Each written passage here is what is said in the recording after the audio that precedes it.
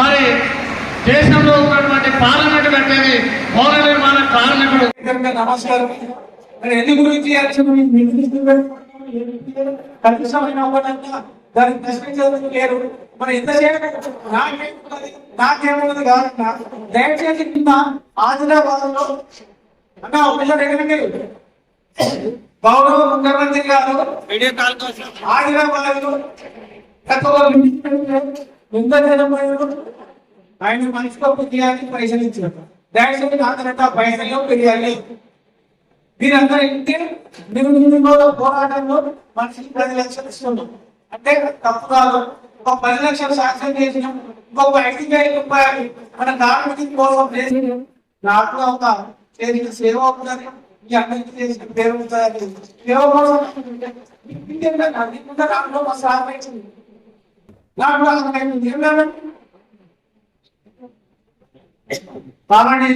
దయచేసి గౌరవ ముఖ్యమంత్రి గారు ఆదిలాబాద్ లో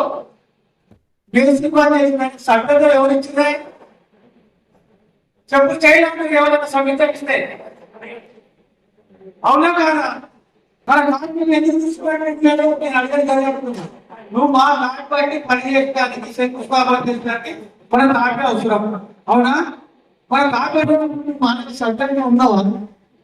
నీకు మేము ఓటేసింది. అవునా? మన ఓటర్లకు అవసరం, మన తాపేలకు అవసరం, మన అవసరం లేదు. కాబట్టి గతంలో ఆయన పరిస్థితి ఉన్నప్పుడు ఇదే ప్రశ్న అడిగితే నేను ముఖ్యమంత్రి అయినాక మీకు నా 8 గ్యారెంటీ తప్ప ఇస్తా అని చెప్పి 4 గ్యారెంటీ చెప్పబడిపోవాలి.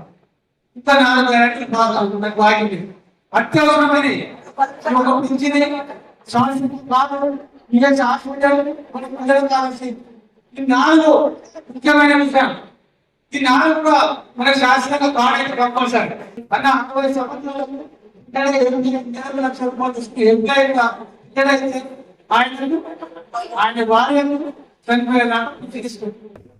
మరి కనీసం మనం నెలకు ప్రతి ఒక్క వేసి దగ్గర 1,00,000 సంపాదించుకుని మనం వేసి ఎక్కడ గవర్నమెంట్ ఇప్పుడు ప్రెస్ వలన ఇవాళ రూపాయలు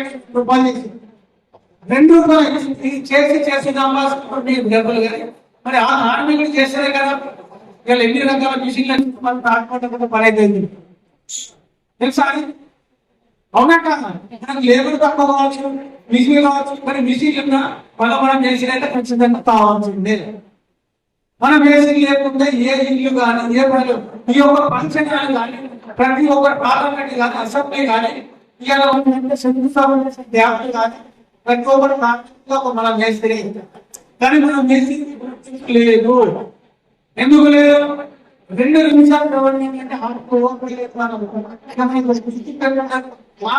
కాడు కొడితే దాని కాడు కింద ఏది కొట్టి దానికి వెళ్ళిపోతే ఆయన పేరు రాసుకుంటుంది. ఇంత పెద్ద ఫంక్షన్ ఇక్కడ వంట చేసింది ఎక్కడ ఒక పేరు రాసిందా? ఇంత పార్లమెంట్ కట్టింది పేరు రాసిందా? అసెంబ్లీ కట్టింది పేరు రాసిందా? చర్చలన్నీ కట్టింది పేరు రాసిందా? 100 గదాల ఆయన పాపం కట్టుకుంటే కూడా పెళ్ళి అంటే కార్మికులు చిన్న చోటు దాన్ని చూడాలని ఆరాటపోతే మనమంతా ఏకంగా మనం అనుకున్న వాక్సు సాధించాలి. గతంలో 24 లక్షల మనం కేవలం మా హక్కు సాధించాలని చెప్పి ఒక భావన అంటే మనం కూడా మంచి ఉంటే కానీ ముఖ్యమంత్రి ప్రెస్ మొత్తం తెలంగాణ మొత్తం మనం ఎక్కడెక్కడ కార్మికులు జరగాలి. మనం క్షణమైన తెల్లారలేదు మనం మన 10 లక్షల బీమా 1,00,000 రూపాయలు 2 లక్షలు ఈ యొక్క శాస్త్రంగా 4 కావాలి. ఇంకా 4 ఉన్నాయి. 4 ఉన్నాయి. ఏంటి శాస్త్రంగా పాడు కావాలి. ఈ పరిస్థితి పాడు 60 సంవత్సరాలకి రిటైర్మెంట్ అయ్యి ఆ తర్వాత పిచ్చిన వేయాలి. ఆ పిచ్చి లేదు, ఆ కార్డు లేదు, అతనికి ఫ్లో అవుతుంది. అంటే మీరు చేసేది ఏంటంటే ఈ 60 సంవత్సరాలకి ఏం చేసి చనిపోవాలి. ఎందుకు చనిపోవాలి తెలుసా? ఈ మధ్య నిషేధాన్ని ఎక్కడ పడిపోతుంది. మధ్య నిషేధము గతంలో ఎక్కడ ఉంటే ఎవరో పెద్ద గొప్ప అటువంటి ప్రతి ఒక్క ఇంట్లో 2 సార్లు పెట్టి 1 సార్లు పెట్టి పర్మనెంట్ పెట్టి తాగుతారంటే అతిగా ఎక్కువ తాగే అవునా కాదు అదే కంపెనీ అవుతుంది. దానివల్ల మనం నష్టపోతున్నాం, దానివల్ల చనిపోతున్నాం, మన పిల్లల కోసం అవుతుంది వాళ్ళకి కదా చెబుతాను. అవుతుందండి నిజమా కాదా? నువ్వు దాని పిల్లలు ఇవాళ వెళ్ళిన తర్వాత మనకు గుర్తు గుర్తాలే పక్కన పోయినప్పుడు మనకు కూడా బాగా ఉంటుంది కదా. పైసలు అలవాటు చేసి ఇస్తాడు. ఆ అలవాటు దాని నుంచి మనం ఏం చేద్దాం? ఈ యొక్క 4 సాధించుకోవాలి. ఈ యొక్క పర్మిట్ లో ఈ బెల్ట్ షాపులు పనిచేయాలి, ఎట్టి పరిస్థితిలో పనిచేయాలి. పనిచేయాలంటే మీరు అందరూ చేసేస్తారు. డాక్టర్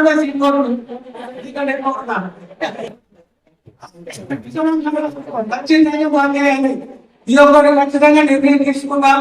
ఈ యొక్క 4 కానీ ఒక వచ్చేదిన అనుకోకుండా నిశ్చయగా మనకు ఖచ్చితంగా పద్దెనిమిది చేయడానికి పెట్టించారు. పర్మిట్ కూడా బంద్ చేయాలి. మీరు మనుషులు బాగు పెట్టుకోండి. దాని మొత్తం పద్దెనిమిది బయట కాదు. కొంతమంది తాగలు కూడా కొంచెం వయసులో అవసరం ఉంటే జరపలేదు జరగదు. అది కానికుంటున్నారు. ఇది ఒక్కడైతే సాధ్యం అవుతుంది. ఈ దాన్ని సాధించుకుంటాం అనుకుంటే మనం ఏకతాటిగా విశ్వ సఫలీకరమైన వ్యక్తి మన హైదరాబాద్ లో నివేదిస్తాం. మనం 4 హక్కులు సాధించుకున్నాం. ఒక ఉమ్మడి జిల్లాలో 4 విదేశ హాస్పిటల్ బాగా 55 సంవత్సరాలు ఇచ్చింది వాటి పాలన చేస్తుంది కదా. తీస్తే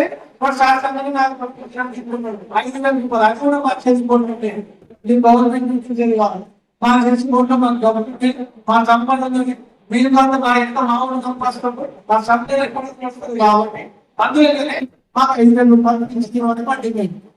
మరి మేము 3,000 ఇస్తాం, 4,000 ఇస్తామంటే ఒప్పుకోవాలి. ఇది కమిషనర్ గారు అడిగినా, ముఖ్యమంత్రి గారు అడిగినా, మరి కార్మిక శాఖ కాబట్టి దాన్ని పక్కన పెట్టి వాళ్ళు ఆలోచన చేసింది. ఇలా గౌరవంగా కార్మిక శాఖ మంత్రి కాబట్టి చెప్పారు. స్థానిక ఎంపీలను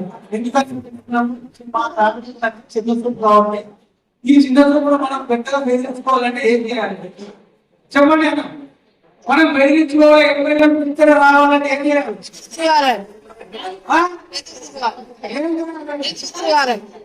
ఎదురు తిరగాలి.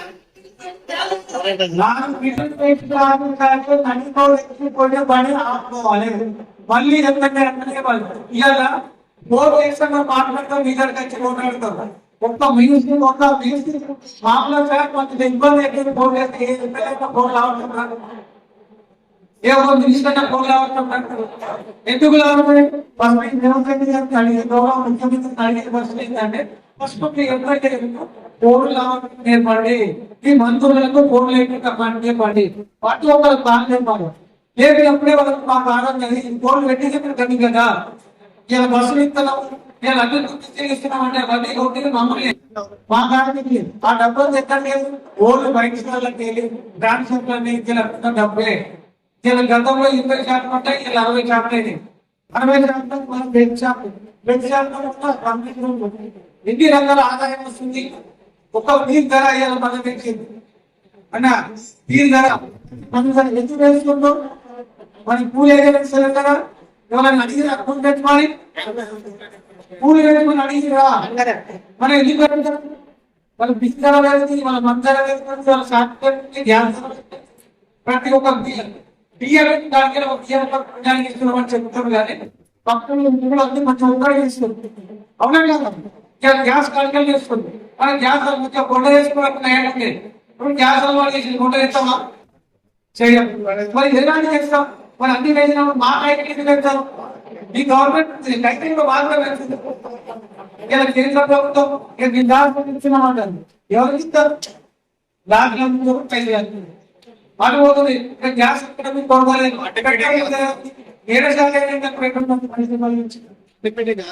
ప్రతి ఒక్కరు మనం ఏకమైతే మనం తెలంగాణలో 1/3 ఉంటాం. మన జనం 1/3 ఏకమైతే 1/3 ఉంటాం. ప్రతి ఒక్కరే లేదంటే అడిగి అప్పిస్తా, ప్రతి ఒక్కరికి ప్రశ్నించి అప్పు తెప్పిస్తా. ప్రతి ఒక్కసారి అందరికి ఆకలి తెలియదు మా మంత్రులతో మాట్లాడింది లేట్ అయింది కాబట్టి మాకు ఒక డిప్యూటీ అన్న కంపల్సరీ 8 జిల్లాలకు 8 జిల్లాల్లో కంపల్సరీ హాస్పిటల్ కావాలి.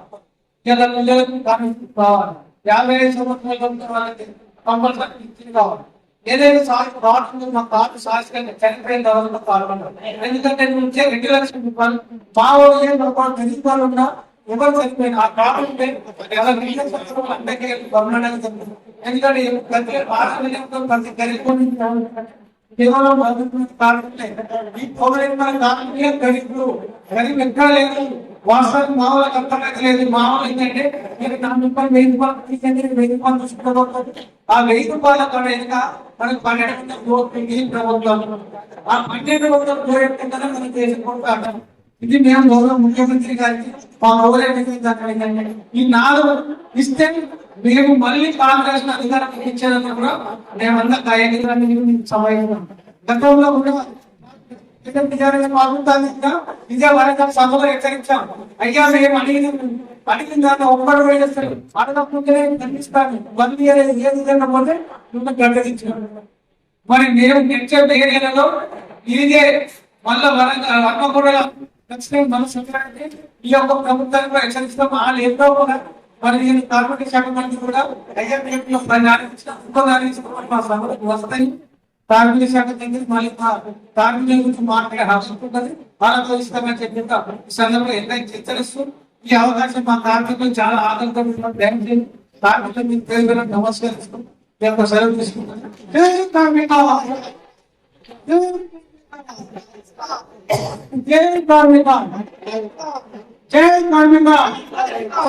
సాధించుకుందాం సాధించుకుందాం. జనగామ జిల్లాలో మహాసభ జరుపుకోవడానికి కారణం ఏంటంటే మాకు రావాల్సిన సంక్షేమ పథకాలు ఒక 6 మిగిలిపోయినాయి. వాటి గురించే మేము ఇవాళ జనగామ జిల్లాలో పెద్ద ఎత్తున భారీ ఎత్తున మహాసభ జరుపుకున్నాము. దానికి ముఖ్యంగా కార్మిక శాఖ మంత్రి వస్తామన్నారు, మాట ఇచ్చిండు. ఆయన గురించే మేము 30 తారీఖు జరుపుకునే మహాసభను కార్మిక శాఖ మంత్రి ఏమన్నాడంటే మాకు ఇవాళ అసెంబ్లీ ఉంది కాబట్టి మాకు వీలు పడదని చెప్పి కూడా నాకు వాయిదా చేసిండు. 7 తారీఖు అయితే మాకు అసెంబ్లీ ఉన్నది కాబట్టి ఖచ్చితంగా మీటింగ్కి వస్తామని చెప్పిండు. వారు రాలేదు. అదే విధంగా మంత్రి గారికి చెప్పినాము, రాలేదు. మాకు ఎమ్మెల్యేలు గారు కూడా చెప్పినాము, ఎవరు కూడా రాలేదు. ఆఖరికి సినీ నటి ఆమె ఎంపీ గారు విజయశాంతి దగ్గరికి కూడా పోయినాము, నా కష్టాలు చెప్తున్నామని. ఎమ్మెల్సీ గారికి వారి దగ్గరికి పోయినా వస్తాము తమ్మి అన్నది, ఆమె కూడా రాలేదు. కాబట్టి ఇవాళ మా బాధను మా కష్టాలని కూడా మా కార్మికులకి చెప్తున్నాం. మా కార్మికులు ఇదే మీడియా ద్వారా మాకు మొత్తం ప్రచారం అయ్యి రేపు అసెంబ్లీలో కూడా ప్రతిపక్షాల ఉన్నారు, అధికార పక్షంలో కూడా మా గురించి మాట్లాడాలని చెప్పి కూడా ఈ సందర్భంగా నేను చెప్పుకుంటున్నాను. జై కార్మిక, జై కార్మికులు. రాష్ట్రంలోనే అతిపెద్ద కార్మికులైన సమస్యలు మరి ఈ గతంలో ప్రభుత్వం కూడా చిన్న చూపు చూసే మరి గతంలో 10 కోట్ల రూపాయలు. మరి ఈ ప్రభుత్వాన్ని కూడా మేము హెచ్చరిస్తున్నాము. ఈ మామూలుగా కార్మికులు అనేది చిన్న చూపు చూసిన ప్రతి ప్రభుత్వానికి హెచ్చరిక ఏంటంటే భౌతిక పని కార్మికులు లేనిది ప్రభుత్వాలే ఉన్నాయి.